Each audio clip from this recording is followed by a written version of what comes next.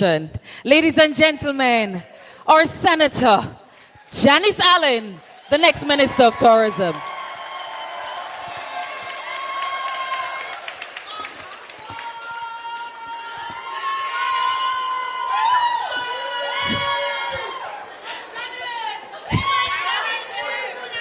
All right, Bree.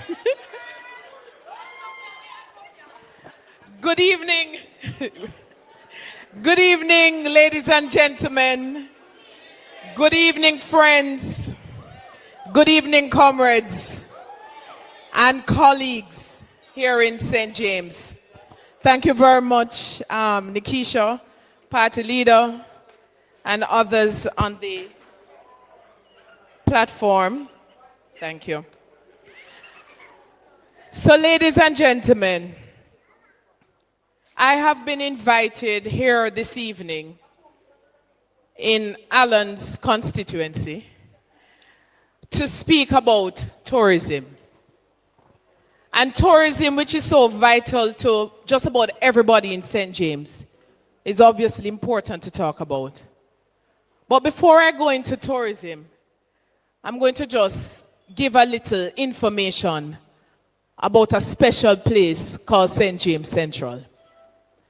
St. James Central is really the heart of the parish. It's literally the center of St. James, from Salt Spring to Portobello by way of Sam Sharp Square and the Market District.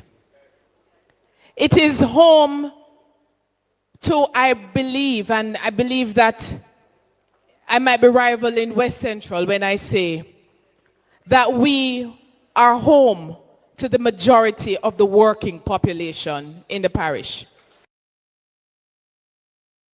Farm Heights, Cornwall Court, Cornwall Garden, Rosemount Garden. Did I say Farm Heights? Rose Heights, Portobello, a green pond. You see, when you start calling names, people get jealous. But the truth is that the majority of those who work, whether in tourism, in the civil service, in the BPO, they're owners of small businesses, transport providers. There are so many areas that are represented in these communities. And therefore, how we treat these communities is a reflection of how we treat our people. If we expect our people to be productive, and if we expect to have a labor force that Wavell spoke about, then we have to address the needs of these communities. And this is just a snapshot of all the communities, whether it is Rose Heights, where the PNP settled people in Rose Heights. We have to make sure that if it is not water, which is such a priority today, that it is access to affordable housing, which our leader spoke about. Or it is about, with the expansion of the town, that we are ensuring that we are expanding our waste management system and our sewer system. Development is all encompassing. And we cannot measure development simply by the number of hotel rooms built. We have to measure development by how our people's lives are changed. And so the next PNP government, and I should say the incoming PNP government, is serious about ensuring that we put the people first in everything that we do to ensure a better Jamaica for all our citizens. And so, when I look at Montego Bay, which is supposed to be the tourism capital of Jamaica and by extension the region, there is much work that needs to be done. Montego Bay has close to about 10,000 hotel rooms of all types, villas, Airbnb, call it what you may, about 10,000. The industry in Montego Bay employs about 15,000 people directly. But then we also know that there are a lot of indirect employment, transportation, craft, entertainment, retail, food. And when tourism is not doing well, all of these sectors feel it. Just this week, I sat with a manufacturer who enjoyed business courtesy of the tourism industry. But because of the downturn in the industry, which many will try to say all is well. But the truth is, you know, you feel it. And just like that manufacturer who has had to transform or change his business model because the business that was being generated as a result of tourism has taken such a dramatic turn. We are for development. The People's National Party has proven over and over that we are for development. But it's what kind of development? So within the tourism industry, it was us, the PNP, we were the ones who expanded the industry by attracting foreign direct investments, and that is how we have seen the expansion of the all-inclusive model. But today, we now have a lopsided industry. We have a lopsided industry that has caused many other businesses to fail. Many of us Montegonians remember restaurants like Blue Dolphin Grill. They had one right here, so next door. They had Brigadoon down the road. We all remember Townhouse in the town. All of these have dried up and died because the EP, the European plan model of hotels, have not developed as fast as or equivalent to the all-inclusive. So entertainment has failed or has declined. Eating establishments. I mean, Montego Bay, a tourism capital that goes to sleep by 9 o'clock at night. There's not much to do. And if we are building as a society, entertainment is crucial to that. Social lives is important. And that is how we are going to attract the young people when they get their education. If they don't have something exciting to come back to, they may not see Montego Bay as an option. So we have to invest in that model that will allow us to further expand the supporting services so that more Jamaicans can feel the tourism dollar. And therefore, it is our commitment that when we form government, we will incentivize the investment in EP hotels so that we can rebuild and revitalize the tourism towns across Jamaica.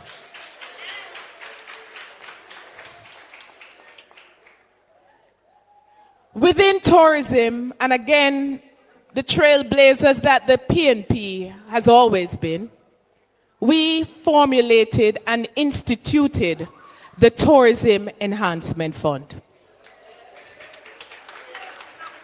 And as the name says, Tourism Enhancement Fund. The funds collected by this system are supposed to go right back into the very towns that generate the money. Today, we are not seeing the reinvestment in the towns.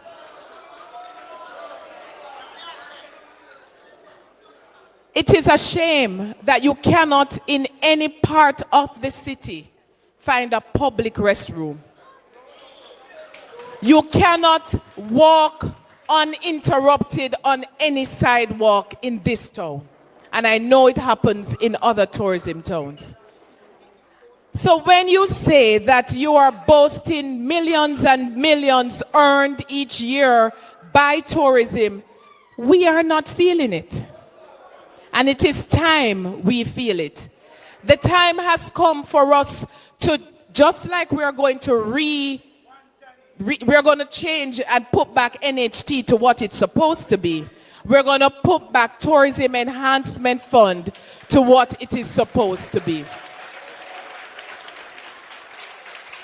When we form government, we will do it. You know, as I speak about development within tourism in general, I want to just make note of some real issues in our city, which I'm using this as an example because at the end of the day, this is where I will be representing as the Member of Parliament.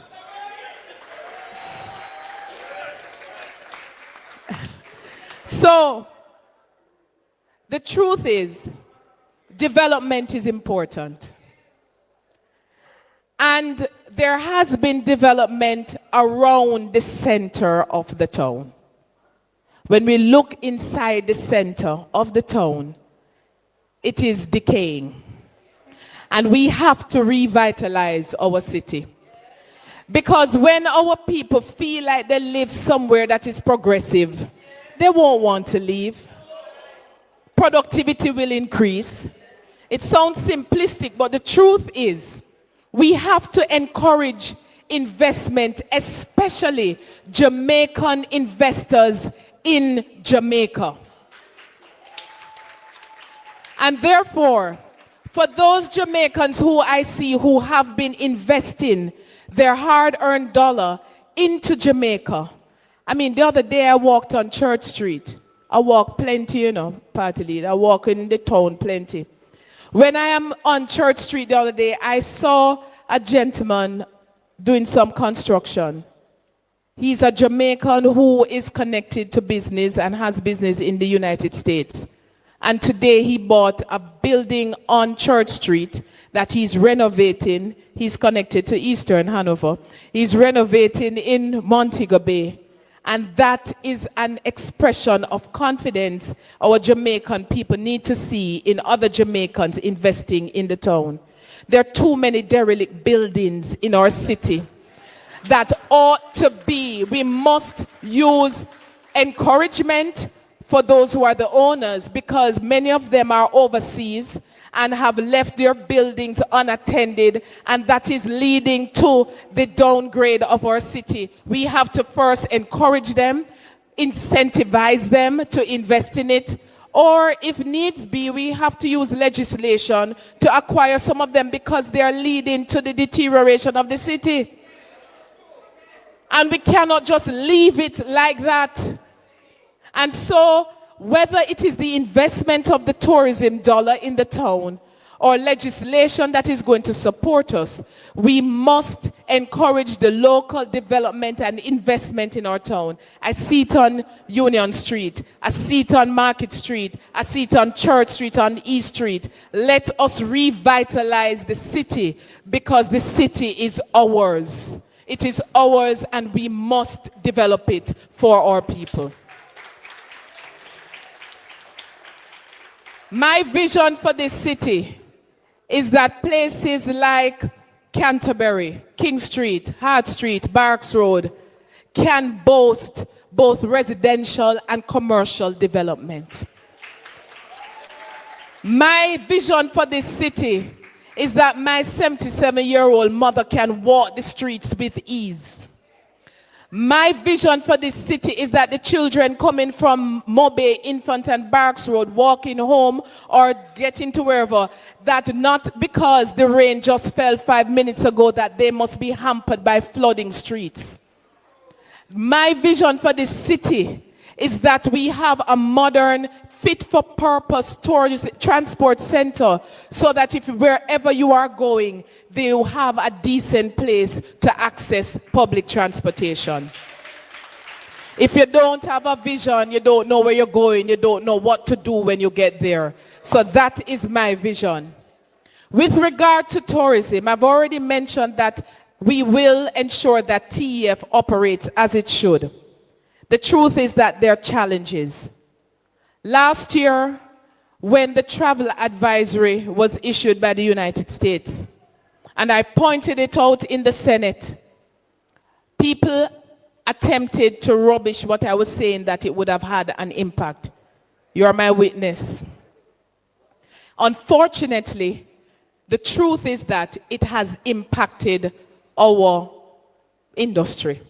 I am pleased to see that it has been downgraded, and I hope it remains that way and continue to improve, because nobody here from the PNP is going to celebrate any downfall of any industry. We will point out where there are issues, but we are not going to celebrate when it's not going well. It's not in our interest to celebrate that. We are good-minded people. That's the new hot thing, you know, good-minded people. I have heard Nikisha spoken about Flagstaff and the potential in South St. James for heritage and cultural tourism and Catadupa. I have heard Rochelle speak of agriculture in East Central St. James and the opportunities there are for partnerships with tourism. The next PNP administration will ensure that we invest in these areas of tourism, because when South does well, when East Central does well, when the people do well, you build thriving communities. We must build new attractions in tourism. That is what the Tourism Enhancement Fund is for, and we are committed to that. There's a particular area in the industry, a sector that has cried out, especially in recent times. The transport sector. When we attract investors, we must be strong enough to insist what you are investing in. Stay in your lane. Because it cannot be that you have carte blanche. If you're here to operate a hotel, you operate a hotel. It should not be that the businesses that can and should be operated and have operated for many years by Jamaicans, suddenly our Jamaican transport providers are being squeezed out of the industry. It can't work. It cannot work, and we have already committed to protecting those areas, because just like access to beaches, we are serious about access to business opportunities for our people in the tourism industry. The incoming PNP government, I'm promising you, we will deliver on that. The party leader already spoke about healthcare, but I want to point out something. Healthcare within tourism, if we fix our healthcare system for our people, our tourists will benefit. I've always said, fix Jamaica for Jamaicans, and those who come will enjoy it.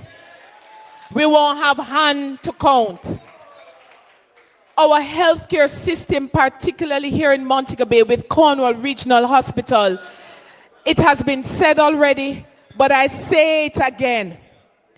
It is it's an atrocity.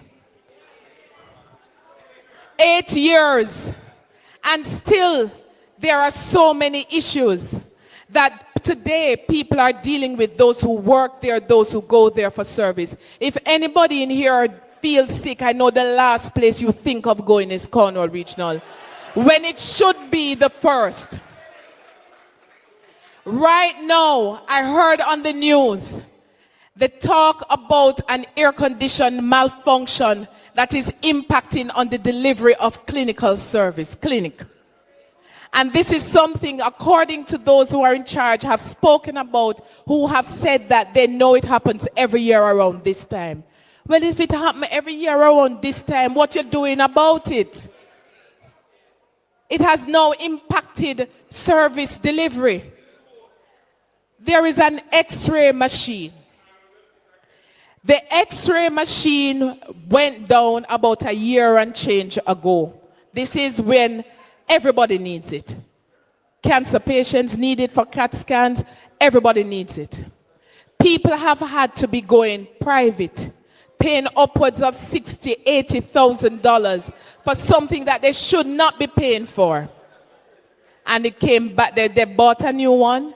After 1 year, it was finally in commission, and it went back down again. We have maintenance and servicing of our health service, our health sector is crucial to taking care of our people. If we don't take care of our people, how we must ask our people to be productive? In fact,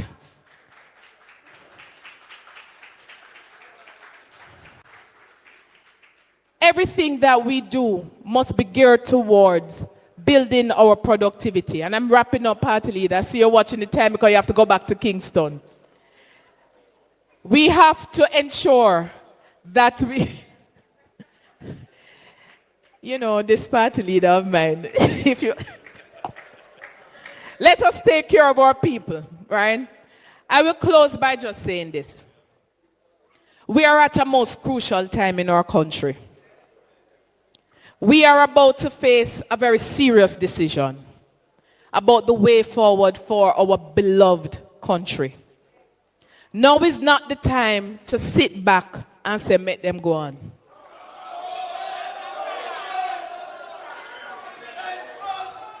The time is now for leadership that you can depend on.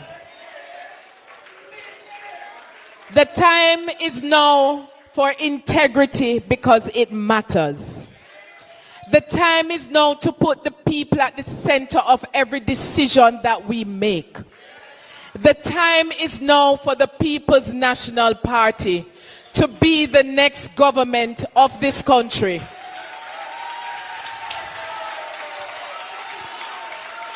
The time is now for me to serve you as a Barnaby.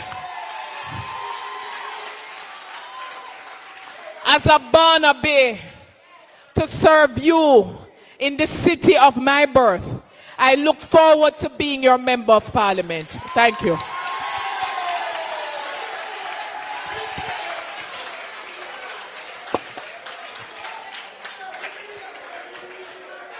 She said she born under the clock.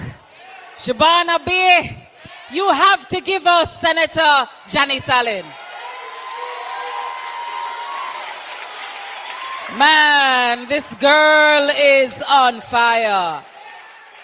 Ladies and gentlemen, I don't know if between our General Secretary or the next speaker, who